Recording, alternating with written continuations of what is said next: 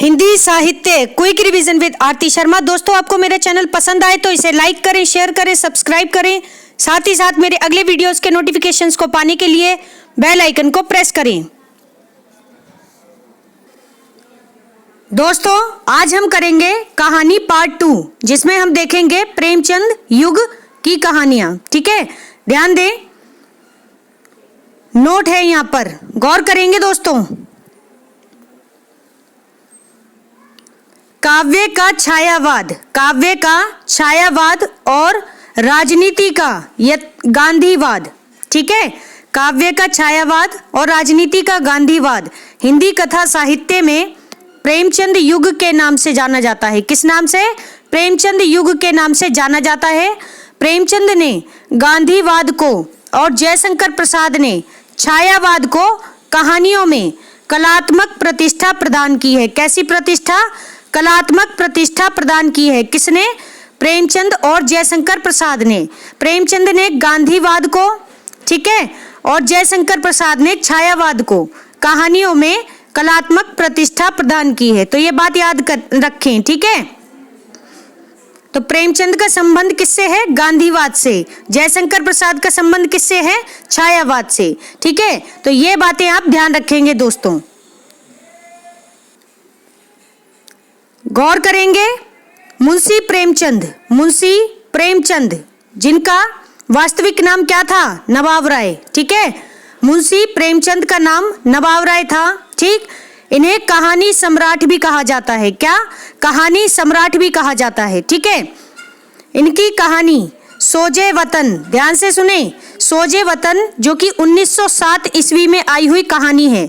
सोजे वतन 1907 ईस्वी। ठीक है, और यह क्या है? एक उर्दू कहानी संग्रह है। उर्दू कहानी संग्रह। ठीक है, ध्यान रखेंगे।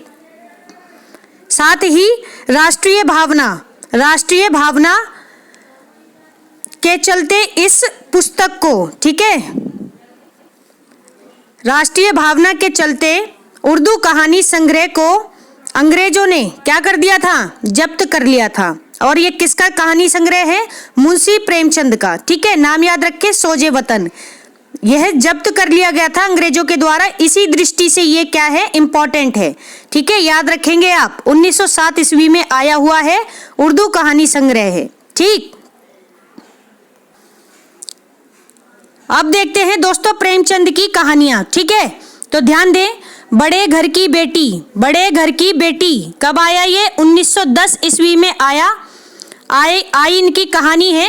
क्या? बड़े घर की बेटी। ठीक है, किसमें प्रकाशित हुई थी? तो जमाना पत्रिका थी एक, जमाना पत्रिका, उसमें प्रकाशित हुई प्रेमचंद की कहानी बड़े घर की बेटी। कब आई? 1910 ईस्वी। ठीक है, फिर है नमक का दारोगा, ये कब आई? 1913 ईस्वी में। 1913 ईस्वी में आई कहानी है नमक का दारोगा। ठीक, इसके बाद है दोस्तों सौत, बहुत ही इंपॉर्टेंट कहानी है प्रेमचंद की, ध्यान से समझेंगे। सौत कहानी हिंदी में रचित प्रथम कहानी है। हिंदी में रचित प्रथम कहानी है किसकी? प्रेमचंद की। ठीक है, तो ध्यान रखेंगे, इससे पहले वह उर्दू में लिख रहे थे। ठीक, और इसमें अब ये क्या? हिंदी में रचित प्रथम कहानी क्या है? सौत है। ठीक है, ध्यान रखें। 1915 ईस्वी में आई हुई कहानी है, सरस्वती पत्रिका में प्रकाशित हुई थी। सबसे पहले किसमें प्रकाशित हुई? सरस्वती पत्रिका में। कब आई? 1915 में। ठीक है, ध्यान रखेंगे दोस्तों। प्रेमचंद की अगली कहानी है दोस्तों, ध्यान दें, पंच परमेश्वर। ठीक है, 1916 ईस्वी में आई हुई कहानी है पंच परमेश्वर, 1916 ईस्वी। इसके बाद है बेटों वाली विधवा। ठीक है, फिर है दोस्तों सज्जनता का दंड। ठीक है, 1916 ईस्वी में आई हुई प्रेमचंद की कहानी है। फिर है दोस्तों ईश्वरीय न्याय। क्या है? ईश्वरीय न्याय। ये कब आई? 1917 ईस्वी में। 1917 ईस्वी में आई हुई प्रेमचंद की कहानी है ईश्वरीय न्याय। ठीक है, फिर है दुर्गा का मंदिर, ये भी 1917 ईस्वी में आई हुई प्रेमचंद की कहानी है। इसके बाद है दोस्तों रानी सारंधा, तो ये भी प्रेमचंद की कहानी है। तो हमने अभी कितनी कहानी देखी? गौर करेंगे। बड़े घर की बेटी सबसे पहले सोजे वतन देखी थी, जो कि प्रेमचंद का कहानी संग्रह है, उर्दू कहानी संग्रह। ठीक, इसके बाद अब हमने देखी बड़े घर की बेटी, जो कि 1910 ईस्वी में आई जमाना पत्रिका में। फिर है नमक का दारोगा, जो कि 1913 ईस्वी में आई। ठीक है, फिर है सौत, जो कि प्रेमचंद की हिंदी में रचित प्रथम कहानी है। फिर है 1915 में आई, जो कि सौत। ठीक, सरस्वती पत्रिका में संपादित हुई, प्रकाशित हुई। ठीक है, ध्यान रखें, सरस्वती पत्रिका। इसके बाद है पंच परमेश्वर, जो कि 1916 ईस्वी में आई। ठीक, फिर है बेटों वाली विधवा, बेटों वाली विधवा। फिर है सज्जनता का दंड, जो कि 1916 ईस्वी में आई। फिर है ईश्वरीय न्याय, 1917 ईस्वी में आई। फिर है दुर्गा का मंदिर, 1917 ईस्वी में, सेम ईयर आई। ठीक है, फिर है रानी सारंधा। ठीक है, ये भी प्रेमचंद की कहानी है। देखते हैं प्रेमचंद की और कहानियां। अगली कहानी है प्रेमचंद की आत्माराम। कौन सी? आत्माराम। ठीक है, फिर है बूढ़ी काकी। बूढ़ी काकी कब आई? 1920 ईस्वी में आई बूढ़ी काकी। फिर है शांति। शांति कब आई? 1921 ईस्वी में, 1921 ईस्वी में। फिर है दोस्तों मुक्ति मार्ग। मुक्ति मार्ग कब आई? 1924 ईस्वी में। ठीक है, मुक्ति मार्ग 1924 ईस्वी। फिर है मुक्ति धन। मुक्ति धन आई 1924 ईस्वी में। यानी कि प्रेमचंद की दो कहानियां मुक्ति मार्ग और मुक्ति धन कब आई? 1924 ईस्वी में। ठीक है, इसके बाद है दोस्तों सौभाग्य के कोड़े। सौभाग्य के कोड़े ये भी 1924 ईस्वी में आई हुई प्रेमचंद की कहानी है, सौभाग्य के कोड़े। ठीक, फिर है सवा सेर गेहूं। सवा सेर गेहूं ये भी 1924 ईस्वी में आई हुई प्रेमचंद की कहानी है। ठीक है, फिर है दोस्तों शतरंज के खिलाड़ी, बहुत ही इंपॉर्टेंट है। ठीक है, शतरंज के खिलाड़ी ये भी 1924 ईस्वी में आई हुई प्रेमचंद की कहानी है। ठीक है, तो प्रेमचंद की कौन कौन सी कहानी और हैं? आत्माराम, ठीक है, फिर बूढ़ी काकी जो कि 1920 ईस्वी में आई। फिर शांति 1921 ईस्वी में। फिर मुक्ति मार्ग, मुक्ति धन, सौभाग्य के कोड़े, सवा सेर गेहूं, शतरंज के खिलाड़ी, ये सभी 1924 ईस्वी में आई हुई प्रेमचंद की कहानियां हैं। ठीक है, ध्यान रखेंगे। प्रेमचंद की अगली कहानियां हैं दोस्तों दो सखियां। दो सखियां ये कब आई? 1928 ईस्वी में आई दो सखियां। ठीक है, फिर है अलग्योच्छा। अलग्योच्छा ये कब आई? 1929 ईस्वी में, यानी दो सखियां के एक साल बाद। ठीक है, अलग्योच्छा कहानी प्रेमचंद की आई। फिर है पूस की रात। पूस की रात, ठीक है, बहुत ही इंपॉर्टेंट है ये भी, 1930 ईस्वी में आई। क्या? पूस की रात कहानी। ठीक है, 1930 ईस्वी। फिर है समर यात्रा। समर यात्रा कब आई? 1930 ईस्वी में या फिर 1931 ईस्वी में। दो डेट मिली है दोस्तों इसमें। ठीक है, दो डेट मिली है, तो आप दोनों को ध्यान में रखेंगे, जो भी ऑप्शन में होगी आप उसको टिक करके आ जाएंगे। ठीक, तो समर यात्रा 1930 ईस्वी या 1931 ईस्वी में। ठीक है, प्रेमचंद की कहानी आई। इसके बाद है दोस्तों कजाकी। कौन सी? कजाकी। ठीक, फिर है तावान। क्या? तावान। ठीक है, फिर है पत्नी से पति। पत्नी से पति ये कब आई? 1930 ईस्वी में आई हुई प्रेमचंद की कहानी है। ठीक है, पत्नी से पति। फिर है सदगति। सदगति ये कब आई? 1930 ईस्वी में आई हुई प्रेमचंद की कहानी है, सदगति। ठीक है, फिर है दो बैलों की कथा। दो बैलों की कथा, इसमें हीरा और मोती होते हैं बैल। ठीक है, बैलों के नाम है। तो दो बैलों की कथा कब आई? 1931 ईस्वी में। 1931 ईस्वी में आई। फिर है होली का उपहार। होली का उपहार ये कब आई? 1931 ईस्वी में। सेम ईयर, जिस वर्ष दो बैलों की कथा कहानी आई उसी वर्ष होली का उपहार कहानी आई प्रेमचंद की। ठीक है, ईयर याद रखें 1931 ईस्वी। ठीक है, तो हमने कौन कौन सी देखी, ध्यान से फिर से सुन लें। दो सखियां 1928 ईस्वी, अलग्योच्छा 1929 ईस्वी, पूस की रात 1930 ईस्वी, समर यात्रा 1930 ईस्वी या फिर 1931 ईस्वी। फिर है कजाकी, फिर तावान, पत्नी से पति 1930 ईस्वी। ठीक है, फिर है सदगति जो कि 1930 ईस्वी में आई, फिर है दो बैलों की कथा और होली का उपहार, ये दोनों ही कहानी 1931 ईस्वी में आई। ठीक है, ध्यान रखेंगे।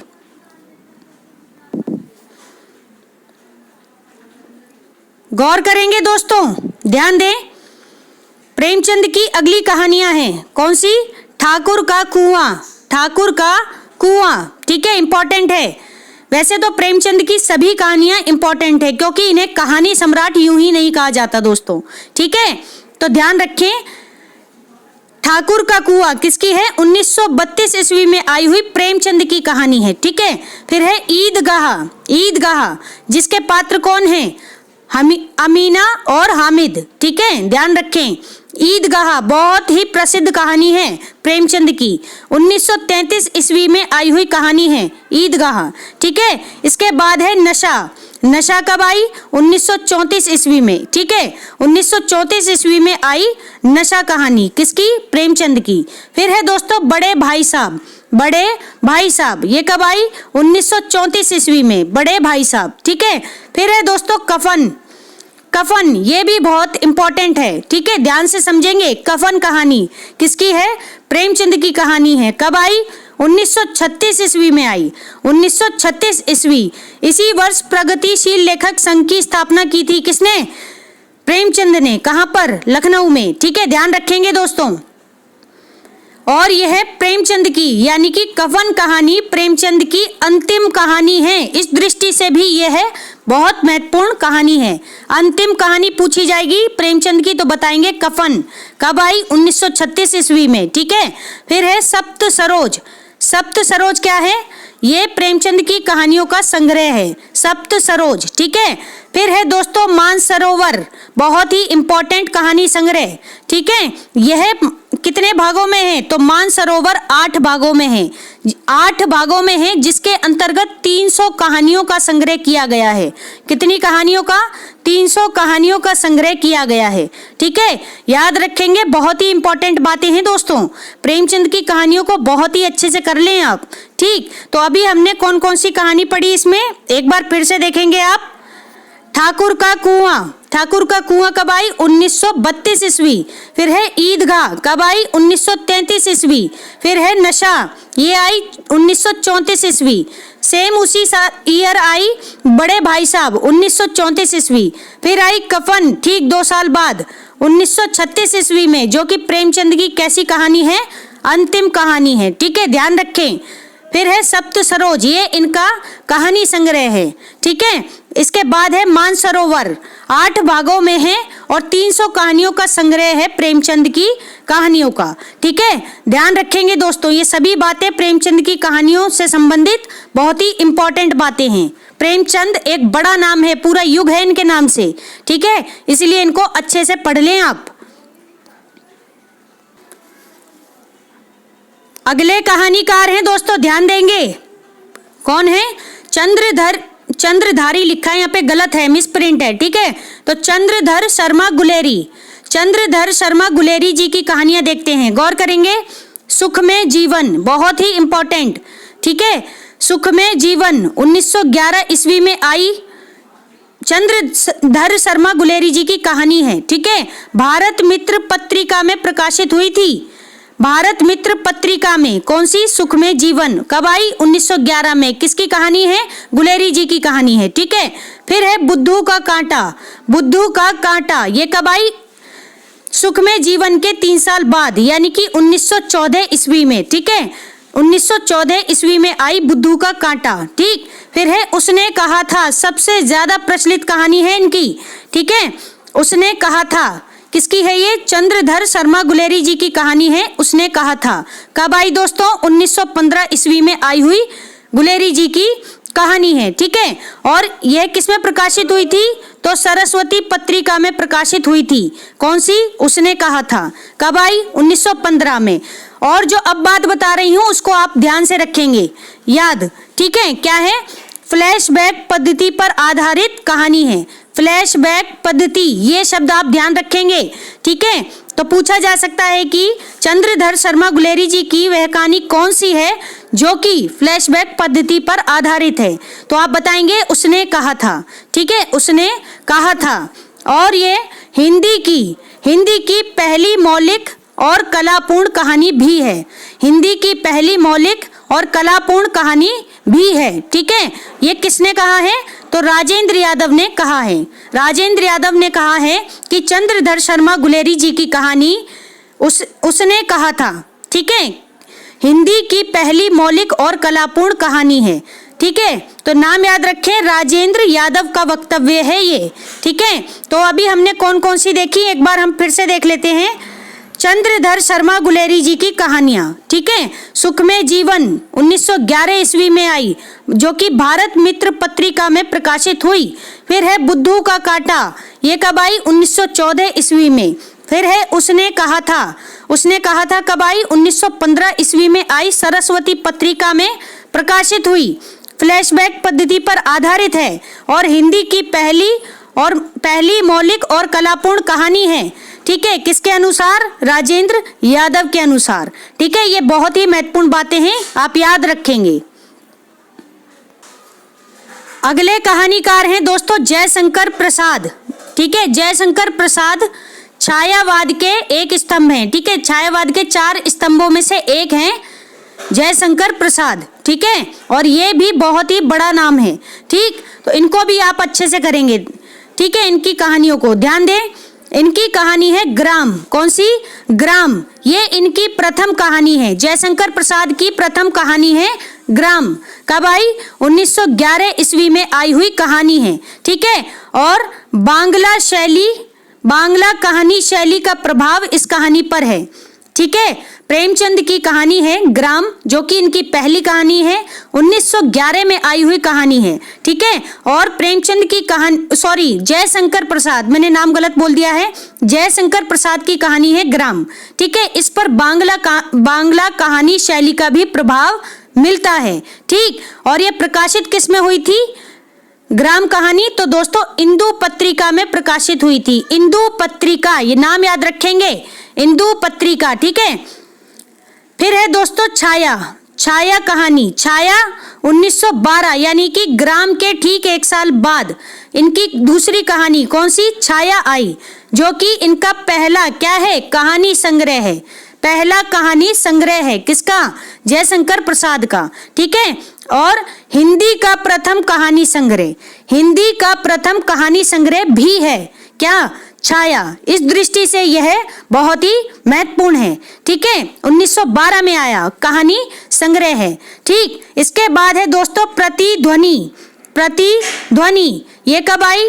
तो 1926 ईस्वी में आई हुई जयशंकर प्रसाद जी की कहानी है प्रतिध्वनि, 1926 ईस्वी। फिर है दोस्तों आकाशदीप कब आई? 1928 ईस्वी में आई हुई जयशंकर प्रसाद की कहानी है आकाशदीप। ठीक है, 1928। फिर है दोस्तों आंधी। ठीक है, ये कब आई? 1931 ईस्वी में। 1931 ईस्वी में आई जयशंकर प्रसाद की कहानी है। तो हमने कौन कौन सी देखी, एक बार ध्यान से सुनेंगे। ग्राम जो कि इनकी जयशंकर प्रसाद की प्रथम कहानी है, 1911 ईस्वी में आई, बांग्ला कहानी शैली का प्रभाव है और इंदु पत्रिका में प्रकाशित हुई। पत्रिका याद रखेंगे, पत्रिका बहुत जरूरी होती है। ठीक है, पता होना चाहिए। फिर है छाया कब? 1912 ईस्वी में आया हुआ जयशंकर प्रसाद का प्रथम कहानी संग्रह है, जयशंकर प्रसाद। ठीक है, और हिंदी का प्रथम कहानी संग्रह। फिर है प्रतिध्वनि, जो कि 1926 ईस्वी में आया। ठीक है, प्रतिध्वनि 1926 में आई कहानी है किसकी? जयशंकर प्रसाद की। ठीक है, इसके बाद है आकाशदीप कब आई? 1928 ईस्वी में आई, जयशंकर प्रसाद की कहानी है। ठीक है, फिर है दोस्तों आंधी, जो कि 1931 में आई, जयशंकर प्रसाद की कहानी है। ठीक है, तो ये कहानियां हैं जयशंकर प्रसाद की। देखते हैं जयशंकर प्रसाद की और कहानियां। इसके बाद है दोस्तों इंद्रजाल। कौन सी? इंद्रजाल बहुत ही इंपॉर्टेंट है, ठीक है। 1936 ईस्वी में आई हुई प्रेमचंद की कहानी है इंद्रजाल। 1936 ये वह वर्ष है जिस वर्ष प्रगतिशील लेखक संघ की स्थापना हुई। प्रगतिशील लेखक संघ, ठीक है, किसने की थी स्थापना? प्रेमचंद ने। कहाँ की थी? लखनऊ में, ठीक है, याद रखें। ठीक, गौर करें। पत्थर की पुकार, अगली कहानी है पत्थर की पुकार, ठीक है। फिर है उस पार का योगी, उस पार का योगी, ठीक। फिर है खंडहर की लिपि, खंडहर की लिपि। फिर है बिसाती, कौन सी? बिसाती। फिर है घीसू, घीसू, ठीक है, कहानी का नाम है। फिर है चंदा, ये भी कहानी का नाम है, चंदा। फिर है सुनहरा सांप, सुनहरा सांप, ये भी जयशंकर प्रसाद की एक कहानी है। फिर है मधुआ, ठीक है, मधुआ, ध्यान रखेंगे। इसके बाद जो इम्पोर्टेंट है वो है गुंडा कहानी। कौन सी? गुंडा, ठीक है। किसकी कहानी है? प्रेमचंद नहीं, बार बार ध्यान में आ रहा है प्रेमचंद नाम, ठीक है। तो जयशंकर प्रसाद की कहानी है गुंडा, ठीक है। और ईस्ट इंडिया कंपनी के युग का चित्रण इस कहानी में हुआ है। किसमें? जयशंकर प्रसाद की कहानी गुंडा में, ठीक है, ध्यान रखेंगे। फिर है दोस्तों पुरस्कार, कौन सी? पुरस्कार, ठीक है, ये भी किसकी कहानी है? जयशंकर प्रसाद की कहानी है। तो हमने कौन कौन सी कहानी देखी जयशंकर प्रसाद की?